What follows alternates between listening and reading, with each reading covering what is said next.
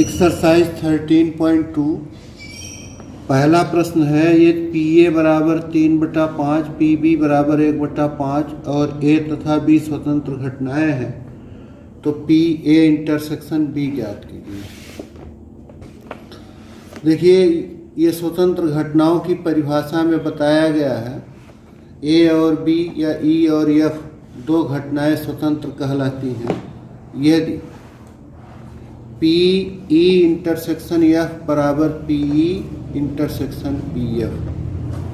ई और एफ के इंटरसेक्शन की प्रोबेबिलिटी यदि उनके अलग अलग प्रोबेबिलिटी के गुणनफल के बराबर होता है तो घटनाएं स्वतंत्र होती हैं। तो यहाँ पी ए गुणे पी बी अगर निकालें हम तो आएगा 3/5 गुणे 1/5 बराबर 3/25 और पी ए इंटरसेक्शन बी बराबर होता है पी ए गुणे पी बी, इसलिए यही आ गया 3/25। दूसरा वाला सवाल पिछले वीडियो में हो चुका है। प्रश्न नंबर 3 है संतरों के एक डिब्बे का निरीक्षण उसमें से 3 संतरों को यादृच्छया बिना प्रतिस्थापित किए हुए निकाल कर किया जाता है। यदि तीनों निकाले गए संतरे अच्छे हों तो डिब्बे को बिक्री के स्वीकृत किया जाता, बिक्री के लिए स्वीकृत किया जाता, अन्यथा अस्वीकृत कर दिया जाता। एक डिब्बा जिसमें 15 संतरे हैं जिनमें से 12 अच्छे और 3 खराब संतरे हैं के बिक्री के लिए स्वीकृत होने की प्रायिकता ज्ञात। अच्छा निकलने पर ही स्वीकृत किया जाता है तो 3 संतरा निकाला गया है बिना प्रतिस्थापित किए। क्योंकि अच्छे संतरों की संख्या है 12 और खराब संतरों की संख्या है 3 तो कुल संतरों की संख्या हो गई 15। कुल संतरों की संख्या बराबर हो गया 15 और अच्छे संतरों की संख्या है 12।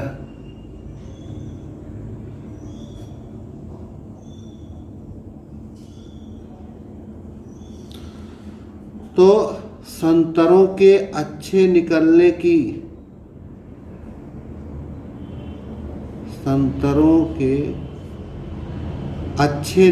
की प्रायिकता, अच्छा निकलने की प्रायिकता हो जाएगी 12/15 और खराब निकलने की प्रायिकता हो जाएगी 3/15। 12/15 तो ये हो गया 4/5। अब लेकिन देखिए तीनों बार के लिए ही देखना है हमें और बिना प्रतिस्थापित किए हुए निकाले गए, यानी पहला संतरा निकाला गया तो वो फिर कम हो जाएगा, फिर दूसरे संतरे के निकालते समय उसे रखा नहीं गया है। तो चाहे हमें निकालना हो कि स्वीकृत होने की प्रायिकता या संतरों के अच्छे निकलने की प्रायिकता, तो स्वीकृत होने की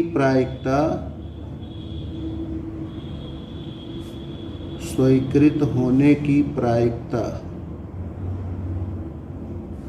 या कहें तीनों संतरों के अच्छे निकलने की प्रायिकता,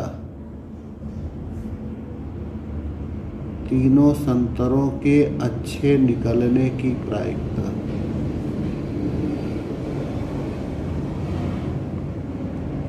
पहला वाला संतरा भी अच्छा निकले और दूसरा वाला संतरा भी अच्छा निकले और तीसरा वाला संतरा भी अच्छा निकले तो पहले वाले संतरे के अच्छे निकलने की प्रायिकता यही होगी। पहली बार 12 कुल अच्छे संतरे हैं और टोटल संतरों की संख्या 15 है तो पहले संतरे के अच्छे निकलने की प्रायिकता 12/15 या 4/5 हो जाएगा। लेकिन जब दूसरे संतरे के अच्छे निकलने की प्रायिकता देखेंगे तो अब अच्छे संतरों में से एक संतरा कम हो गया, बच गया 11 और इसी तरह टोटल संतरों में से एक संतरा कम हो गया 14। इसलिए दूसरी बार संतरा के अच्छे निकलने की प्रायिकता हो जाएगी 11/14। अब इसी तरह तीसरी बार संतरा के अच्छे निकलने की प्रायिकता, अब अच्छों में से 2 संतरों की कमी हो गई, बच गए 10, और टोटल में से भी 2 कम हो गया तो हो गया 13। इसलिए तीसरी बार अच्छा संतरा निकलने की प्रायिकता हो जाएगी 10/13। इसे अगर हम लोग सरल कर दें, 5 से ये डिवाइड कर दें और 2 से फिर इसे 7 कर दें, तो ये हो गया 11 चौक 44/91। प्रश्न नंबर 4। चौथा सवाल भी पिछले वाले वीडियो में कर दिया गया है समझाते समय। प्रश्न नंबर 5 को देखिए। 5 है,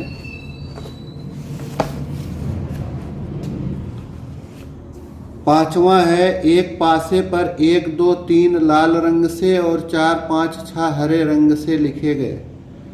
इस पासे को उछाला गया। मान लें ए घटना सम संख्या है और बी घटना संख्या लाल रंग से लिखी गई को निरूपित करते हैं। क्या ए और बी स्वतंत्र है?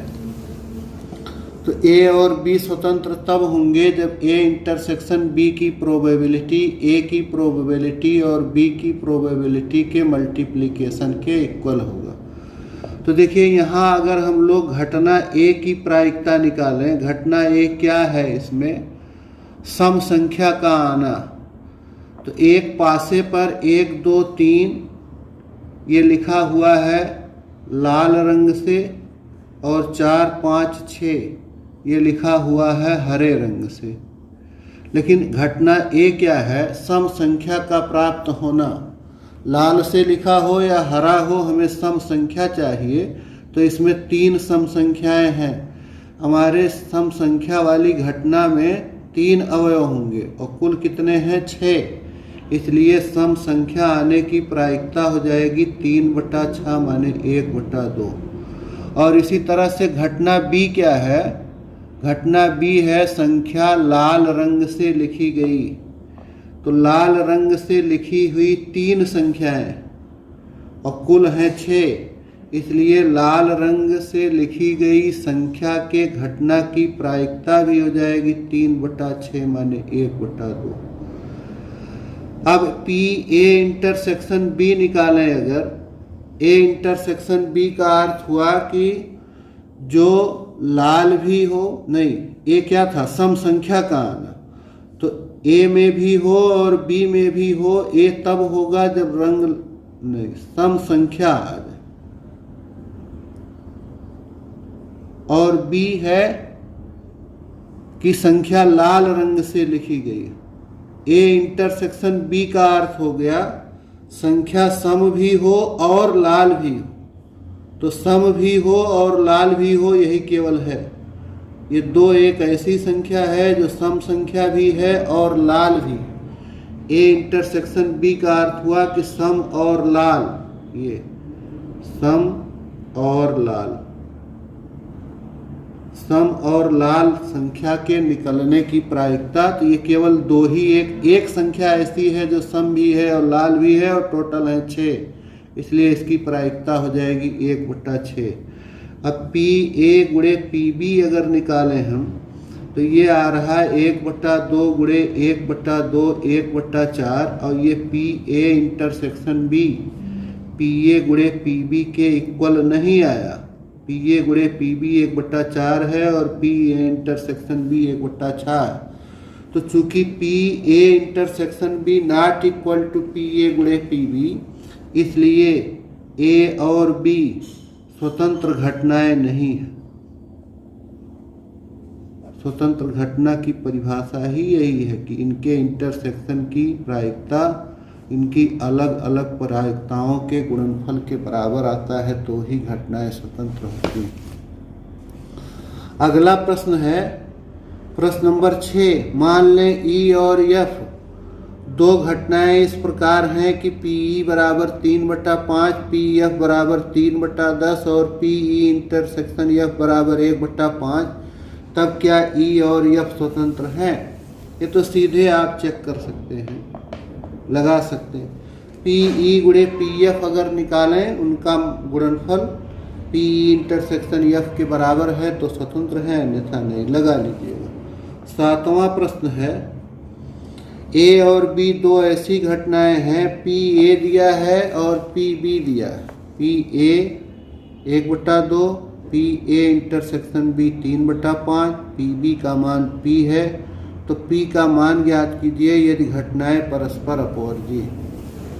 तो देखिए, अगर घटनाएं परस्पर अपवर्जी रहती हैं, चूंकि घटनाएं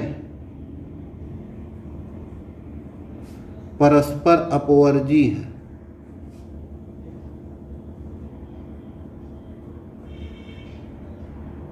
इसलिए इन घटनाओं में कुछ भी कॉमन नहीं मिलेगा। पी ए इंटरसेक्शन बी निकालेंगे, इसका मान 0 है। तो हमें इसमें ज्ञात करना है स्मॉल पी का मान। पी ए है 1/2, पी ए यूनियन बी है 3/5, पी बी का मान है स्मॉल पी, तो इसी पी की वैल्यू ज्ञात करनी है दोनों स्थिति में। तो देखिए, पी ए इंटरसेक्शन बी दिया है और पी ए यूनियन बी दिया है और पी ए यूनियन बी की वैल्यू आप पढ़े हैं P A plus P B minus P A intersection B. तो घटनाएं अपवर्जी हैं, इसलिए P A plus P B के बराबर हो जाएगा। ये वाला हिस्सा 0 हो जाएगा। अब वैल्यू रख दें पी ए यूनियन बी की जगह 3/5, पी ए हो गया 1/2 और पी बी है पी। तो पक्षांतर कर दे 3/5 माइनस 1/2 इक्वल टू पी, या पी बराबर हो गया 3/5 में से 1/2 घटाएंगे तो ये आ जाएगा 6 ऋण 5/10, 6 ऋण 5/10 बराबर 1/2। और सेकंड भाग है इसका, सेकंड पार्ट, तो फर्स्ट था। फिर स्मॉल पी का ही मान ज्ञात करना है, लेकिन अब की घटनाएं स्वतंत्र हैं। अब की घटनाएं स्वतंत्र हैं तो P A union B equal to P A plus P B minus P A intersection B, ये बराबर हो जाएगा पी ए गुणे पी बी। जब घटनाएं स्वतंत्र होती हैं तो P A intersection B equal to P A गुणे पी बी, तो इस पी ए इंटरसेक्शन बी के स्थान पर हो गया पी ए गुणे पी बी। फिर वैल्यू रख दे तो ये 3/5 equal to 1/2 plus P B है small P minus P A, फिर 1/2 इंटू पी बी है स्मॉल पी। तो ये 1/2 अगर इधर ले आवें 3/5 माइनस 1/2 इक्वल टू ये पी माइनस हाफ पी आएगा, हाफ पी।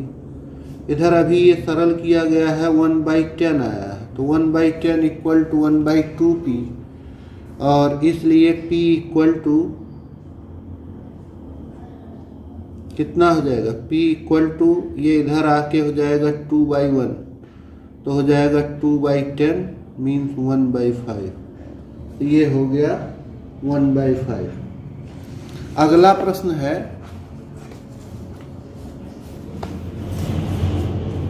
प्रश्न नंबर 8। मान ले ए और बी स्वतंत्र घटनाएं हैं तथा पी ए बराबर 0.3 और पी बी बराबर 0.4, तब P A intersection B, P A union B, P A upon B, P B upon A ज्ञात करना है। कई पार्ट हैं इसमें, 4 पार्ट हैं।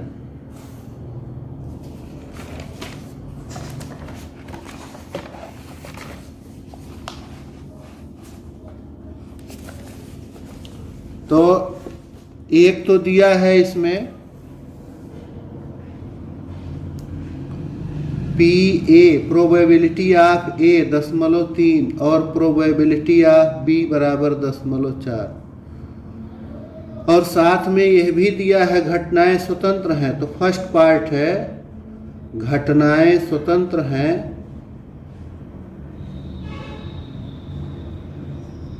चूंकि घटनाएं स्वतंत्र हैं इसलिए पी ए इंटरसेक्शन बी बराबर हो गया पी ए गुणे पी बी। 0.3 गुणे 0.4, ये आ गया 0.12। सेकंड भाग है इसका पी ए यूनियन बी। तो पी ए यूनियन बी बराबर होता है P A plus P B minus P A intersection B. चूंकि घटनाएं स्वतंत्र हैं इसलिए ये पी ए इंटरसेक्शन बी फिर से हो जाएगा पी ए गुणे पी बी, यही मान आएगा 0.1। तो पी ए यूनियन बी बराबर होगा पी ए 0.3 पी बी 0.4 और ये आ जाएगा 0.12 ऊपर ज्ञात किया 0.7 ऋण 0.12 तो ये आएगा 0.58। थर्ड है इसका पी ए बटा बी। देखिए आपने सीखा है कि स्वतंत्र घटनाएं हम किसे कहते हैं यदि किसी एक घटना के घटित होने या ना घटित होने का दूसरे घटना की प्रायिकता पर प्रभाव ना पड़े तो वह घटनाएं स्वतंत्र होती, यानी इस स्थिति में P A upon B P A ही आएगा। या ऐसे आप समझ लीजिए कि जब पी ए बटा बी ज्ञात करेंगे हम तो परिभाषा से ये होगा P A intersection B upon P B, और चूंकि घटनाएं परस्पर स्वतंत्र हैं इसलिए ये पी ए इंटरसेक्शन बी बराबर होगा पी ए गुणे पी बी। तो ये पी बी कट जाएगा, यही केवल आएगा। वैसे भी कहते हैं कि अगर घटनाएं स्वतंत्र हैं तो घटना ए की प्रायिकता जबकि बी घटित ना हो और घटना ए की प्रायिकता जबकि बी घटित हो चुकी हो, दोनों सेम आता है। तो ये फिर से पी ए के ही इक्वल आएगा, माने 0.3 होगा। और सेम ऐसे चौथा भी है, चौथा भाग पी बी अपान ए, घटना बी की प्रायिकता जबकि ए घटित हो चुकी है बराबर हो जाएगा घटना बी की प्रायिकता जबकि ए घटित ना हो, ये केवल आएगा पी बी। या फिर से हम इसका मान इसी तरह से लिखेंगे अभी, तो P B intersection A upon P B intersection A के स्थान पर पी बी गुणे पी ए ऊपर नीचे कट जाएगा तो ये पी बी ही आएगा 0.4। प्रश्न नंबर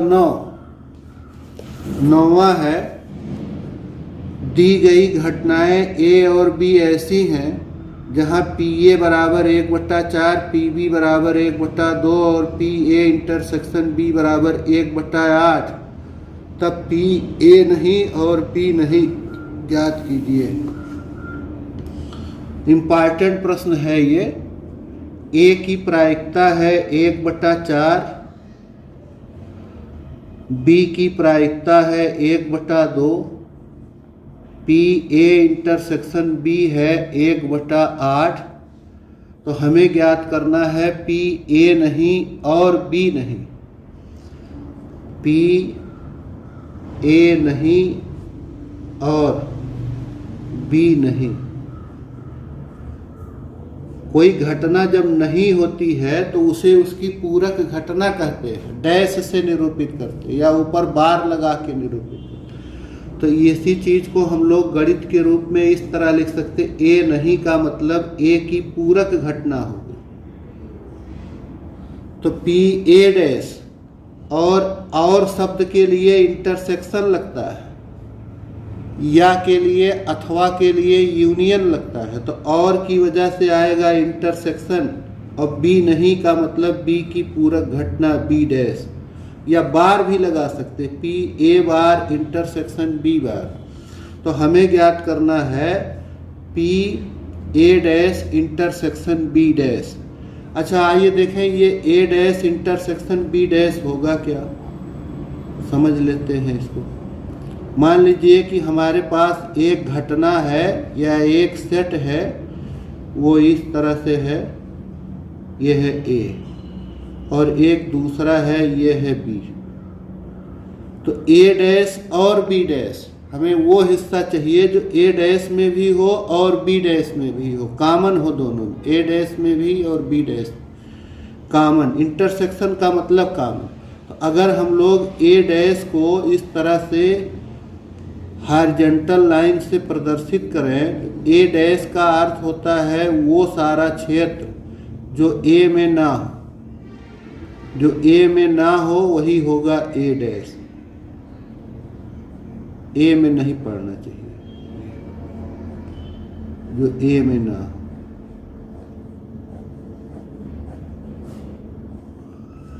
ये एक ऐसा भाग हो गया क्षैतिज रेखाओं द्वारा प्रदर्शित हो गया जो ए डैश हो गया। इसी तरह से बी डैश को हम लोग दूसरी तरह की लाइन से दिखाएं, वर्टिकल लाइन से।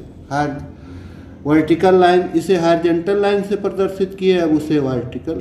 तो बी डैश का मतलब वह क्षेत्र जो बी में ना हो, बी को छोड़ करके सारा क्षेत्र ले ले, वही होगा बी डैश। ये वर्टिकल लाइन से दिखाने चल रहे हैं बी डैश, वो भाग जो बी में ना पड़े। ए में पढ़ सकता है, बी में ना पड़े।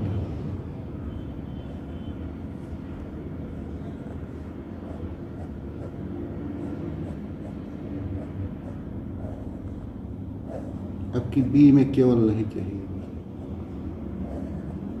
तो ये वर्टिकल लाइन से हमने दिखा दिया बी डैश। तो हमको चाहिए ए डैश और बी डैश दोनों का हिस्सा, जो ए डैश में भी रहे बी डैश में भी। यानी वो ऐसा क्षेत्र होगा जिसमें क्षैतिज लाइन भी रहेगी और ऊर्ध्वाधर लाइन भी रहेगी। दो ही ऐसा पार्ट होगा जो ए डैश में भी पड़ेगा और बी डैश में भी। तो ये देखिए, ये इतना हिस्सा बाहर वाला ये ए डैश में भी है, बी डैश में भी है। ये ऐसा हिस्सा है जिसमें क्षैतिज लाइन भी है और वर्टिकल लाइन। यही होगा ए डैश इंटरसेक्शन बी डैश। और ये जो हिस्सा है, ये ए यूनियन बी को छोड़ दीजिए, बाकी सब है।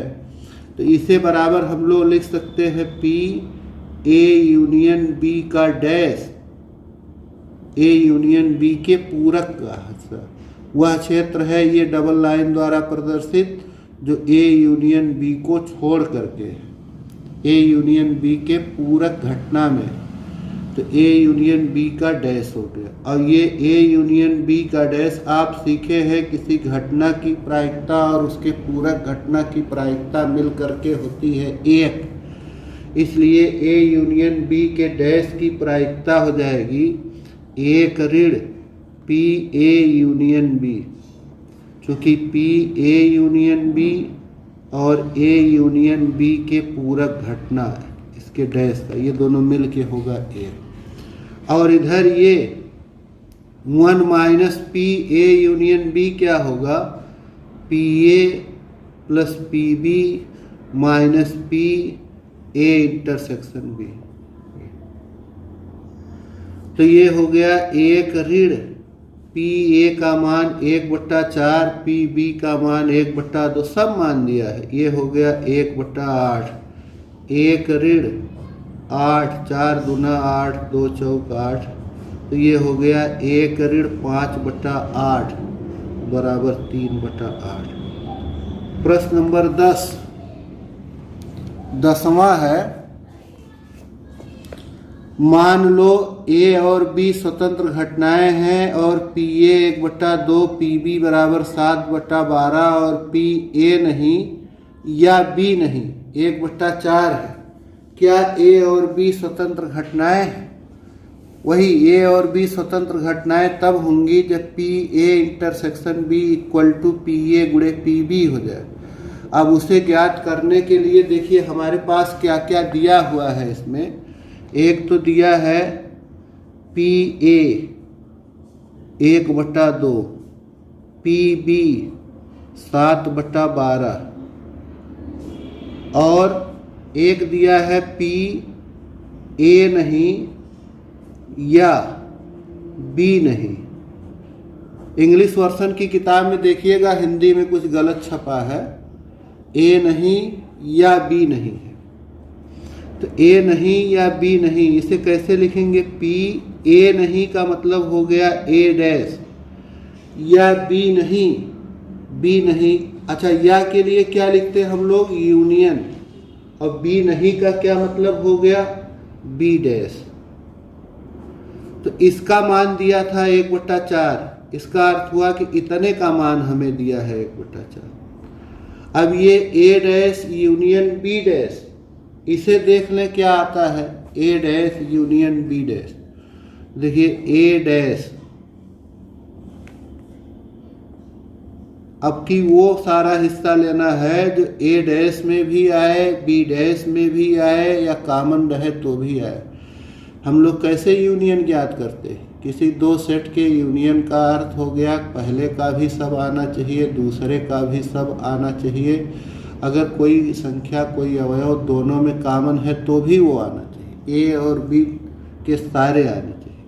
तो ये फिर से अगर हम बनाएं इसे ए और एक को बना दे बी, तो ए डैश को अगर हम लोग ऐसे क्षैतिज लाइन से दिखाएं, क्षैतिज लाइन, ये हो गया ए डैश। और बी डैश, बी डैश क्या होगा? अब बी को छोड़ करके सारा हिस्सा,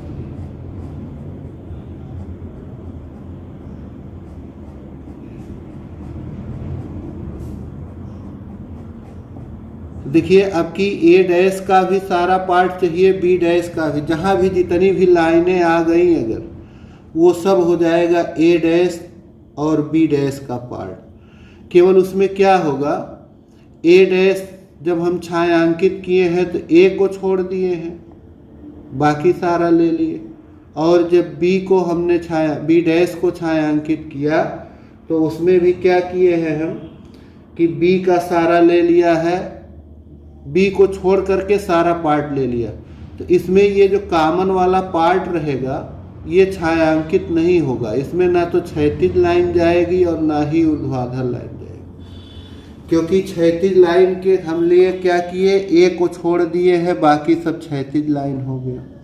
और बी डैश के लिए क्या किए हैं कि ऊर्ध्वाधर लाइन खींचे हैं, बी को छोड़ करके बाकी सब में ऊर्ध्वाधर लाइन जाएगी। तो यही वो पार्ट है, ये वाला हिस्सा जो ए डैश यूनियन बी डैश, इतना छोड़ दीजिए, बाकी सब है ए डैश यूनियन बी डैश। ए डैश यूनियन बी डैश का मतलब कि छायांकित सारा भाग, चाहे वो क्षैतिज से छायांकित हो और चाहे ऊर्ध्वाधर से छायांकित हो।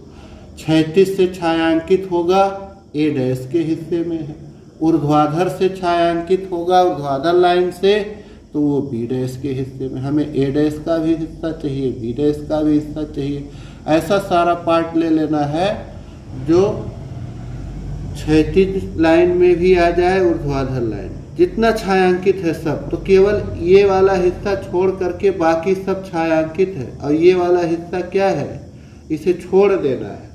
इसे छोड़ने का मतलब हो गया कि ए इंटरसेक्शन बी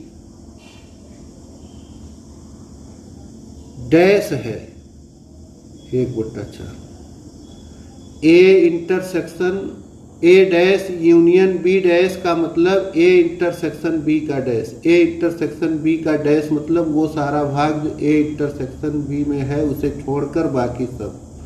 तो इतना हिस्सा छोड़ दीजिए, बाकी सब लेंगे तो वही होगा ए डैश यूनियन बी डैश। इसका मान इतने का मान दिया है 1/4, जान लो इतने का मान दिया है। और ये क्या होगा, ये होगा 1 ऋण पी ए इंटरसेक्शन बी, इतने का मान हो गया। फिर से वही बात है, किसी घटना की प्रायिकता उसके पूरक घटना की प्रायिकता मिल करके 1/4 होगी। अब यहाँ से अगर हम लोग पी ए इंटरसेक्शन बी निकालेंगे तो ये आएगा 1 ऋण 1/4, जिसकी वैल्यू होगी 3/4।